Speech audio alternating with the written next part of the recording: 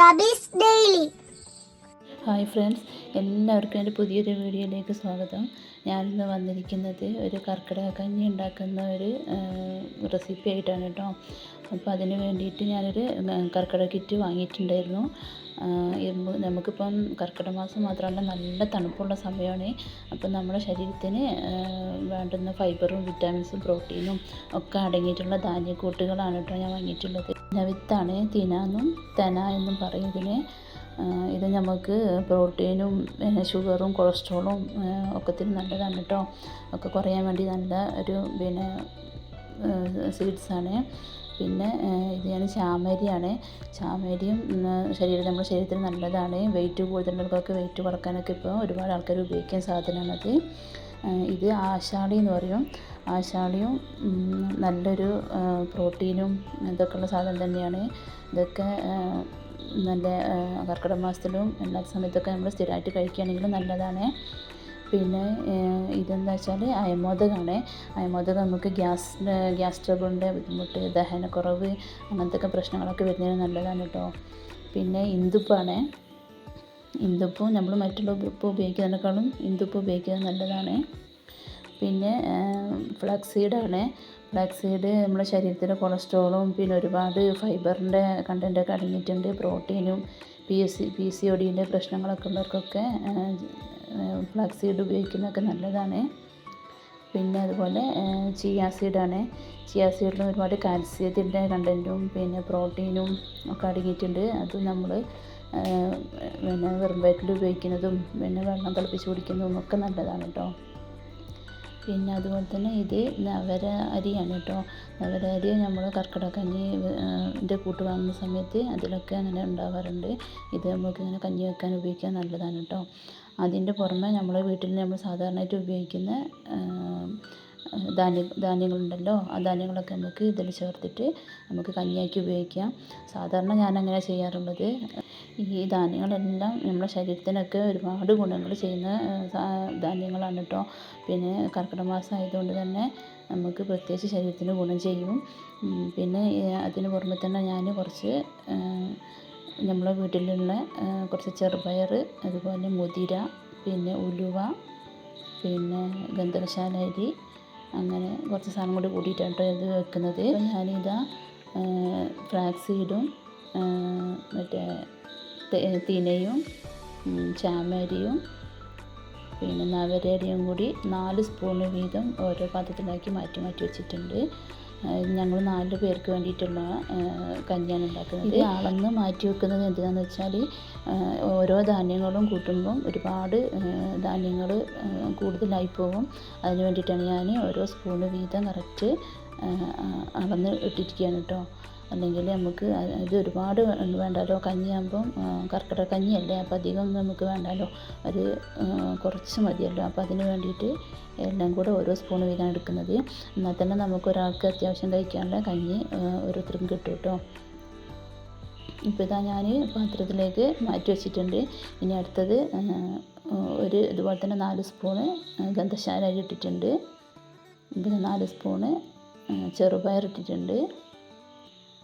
അതേപോലെ തന്നെ 4 സ്പൂണ് മുതിര ഇട്ടിട്ടുണ്ട്.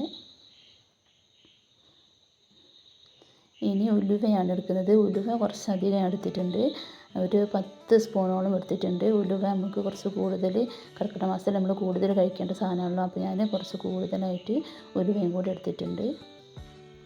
ഇനി നമുക്കിതെല്ലാം കൂടി ഒന്നിച്ച് കഴുകി വൃത്തിയാക്കി എടുക്കണം കേട്ടോ. എന്നിട്ട് നമുക്ക് ഒരു കുക്കറിലിട്ടിട്ട് ഒരു 2-3 വിസിൽ വരുന്നവരെ നമുക്കൊന്ന് വേവിച്ചെടുക്കാം. ഒരു അരമണിക്കൂർ കുതിർത്തിട്ടായാലും കുഴപ്പമൊന്നുമില്ല. പക്ഷേ അധികം വേവുള്ള സാധനം ഇല്ലാത്തതുകൊണ്ട് എല്ലാം കുറച്ചായതുകൊണ്ട് അധികം വേവൊന്നും ഉണ്ടാവില്ല. അതുകൊണ്ട് പെട്ടെന്ന് വെന്ത് കിട്ടും. ഇപ്പം അരമണിക്കൂർ കുതിർത്ത് വെക്കണമെങ്കിൽ വെക്കാം. പിന്നെ അതുപോലെ തന്നെ ചിയ സീഡ് ഞാൻ അതിൽ കൂടെ കഴുകുന്നില്ല.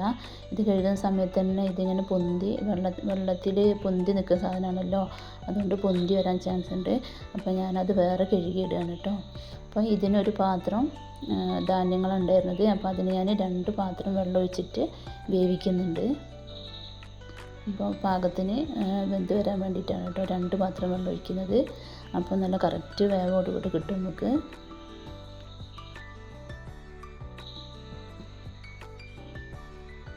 ഇനി നമുക്കൊരു 3 വിസിൽ വെച്ച് വേവിച്ചെടുക്കാം കേട്ടോ. അപ്പോൾ അതിൻ്റെ ഒപ്പം തന്നെ ഞാൻ ഇതിലേക്ക് ഒരു വലിയ തേങ്ങ കേട്ടോ എടുത്തിട്ടുള്ളത്.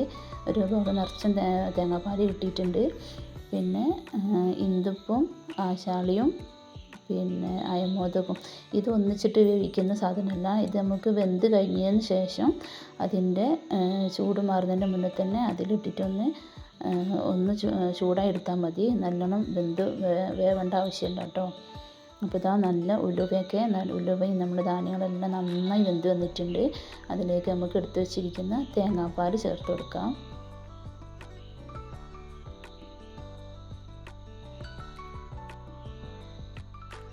ഇത് തേങ്ങാപ്പാൽ മുഴുവൻ ഒഴിച്ച് കഴിഞ്ഞു.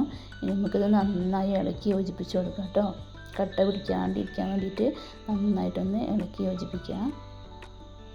അധികം വെള്ളം ഇല്ലാണ്ട് വേവിച്ചത് കൊണ്ട് തന്നെ കട്ട പിടിച്ചിരിക്കുന്നുണ്ട്. അപ്പോൾ നല്ലൊന്ന് ഇളക്കി തേങ്ങാപ്പാലോട് കൂടെ യോജിപ്പിച്ച് ഒന്ന് ഇളക്കി കഞ്ഞി രൂപത്തിലാക്കി എടുക്കണം നമുക്ക്. പിന്നെ ഇതിനാവശ്യമുള്ള കുറച്ച് ഉപ്പ് ഇട്ട് കൊടുക്കണം. ഇന്ദുപ്പുള്ളവർക്കാണെങ്കിൽ ഇന്ദുപ്പ് ചേർത്ത് കൊടുക്കാം. അല്ലെങ്കിൽ നമ്മൾ സാധാ ഉപ്പ് ഇട്ട് കൊടുത്താലും മതി കേട്ടോ.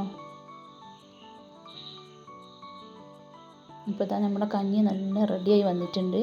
തേങ്ങാപ്പാൽ കൂട്ടിയോണ്ട് തന്നെ നന്നായി തിളക്കേണ്ട ആവശ്യമില്ല. തിള വരുന്നതിൻ്റെ മുന്നേ തന്നെ നമുക്കതൊന്ന് ഇറക്കി വെക്കണം കേട്ടോ. ഇതാ നന്നായിട്ട് തൈര് തിളക്കേണ്ട ആവശ്യമില്ല.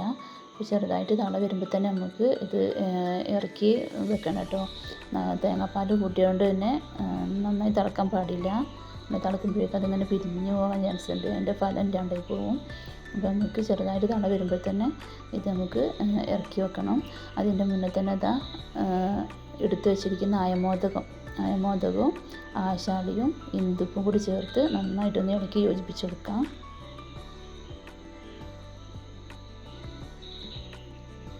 ഇതെല്ലായിടത്തുനിന്ന് ആവുന്നത് വരെ നന്നായിട്ടൊന്ന് ഇളക്കി യോജിപ്പിച്ച് കൊടുക്കാം കേട്ടോ.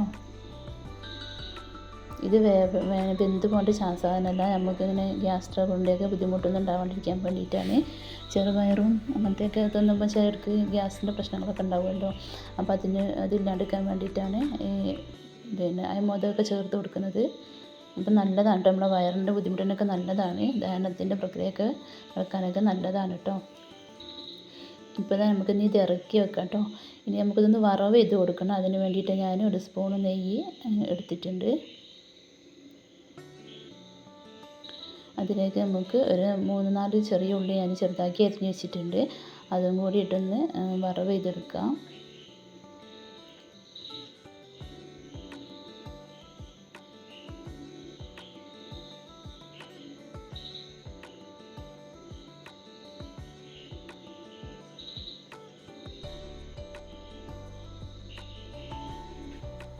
ഈ കഞ്ഞി നല്ലതാണ് കേട്ടോ. നമ്മുടെ ശരീരത്തിന് നല്ല എല്ലാ ഗുണങ്ങളും അടങ്ങിയിട്ടുണ്ട്. എല്ലാ ധാന്യങ്ങളും കൂടിയാകുമ്പോൾ നമ്മുടെ ശരീരത്തിന് ഒരുപാട് ഗുണങ്ങൾ കിട്ടുന്നതാണ്.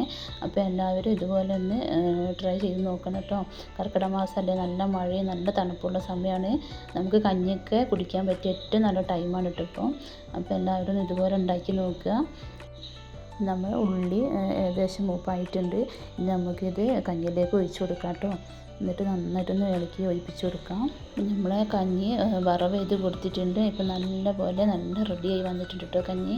ഇപ്പോൾ ഇനി നമുക്കത് പാത്രത്തിൽ വിളമ്പിയിട്ട് നമുക്ക് കഞ്ഞി കുടിക്കാവുന്നതാണ്. ഇത് രാവിലെ വെറും വയറ്റിൽ കഴിക്കുന്നവർക്ക് അങ്ങനെ കഴിക്കാം.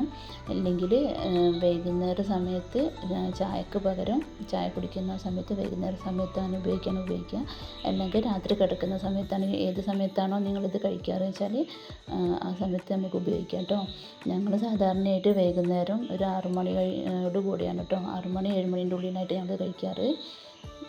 അപ്പോൾ നല്ല ചൂടുള്ള കർക്കിടക കഞ്ഞി റെഡി ആയിട്ടുണ്ട്. നല്ല ടേസ്റ്റുമാണ്. തേങ്ങാപ്പാലൊക്കെ ഉള്ളതുകൊണ്ട് നല്ല രുചിയാണ്. ഇതിൻ്റെ കയ്പ്പ് രസം, ഉലുവയുടെ കയ്പ്പ് രസം ഒന്നും അറിയില്ല. എല്ലാ ധാന്യങ്ങളും കൂടി കൂടുന്നതുകൊണ്ട് നല്ലൊരു രുചിയാണ് കേട്ടോ ഈ കഞ്ഞിക്ക്. അപ്പോൾ എല്ലാവരും ഇതുപോലെ ഒന്ന് ഉണ്ടാക്കി നോക്കണം. ഉണ്ടാക്കി നോക്കിയിട്ട് അതിൻ്റെ ഫീഡ്ബാക്ക് ഒന്ന് അറിയിക്കണം കേട്ടോ. എൻ്റെ വീഡിയോ ഇഷ്ടപ്പെടുന്നവരാണെങ്കിൽ ഇതൊന്ന് ലൈക്ക് ചെയ്യണം, കമൻറ്റ് ചെയ്യണം. പിന്നെ സബ്സ്ക്രൈബ് ചെയ്യാതെ കാണുന്ന കൂട്ടുകാരാണെങ്കിൽ ഒന്ന് സബ്സ്ക്രൈബ് ചെയ്ത് സപ്പോർട്ട് ചെയ്യണേ. ഞാൻ മറ്റൊരു വീഡിയോയുമായിട്ട് വീണ്ടും വരാം കേട്ടോ.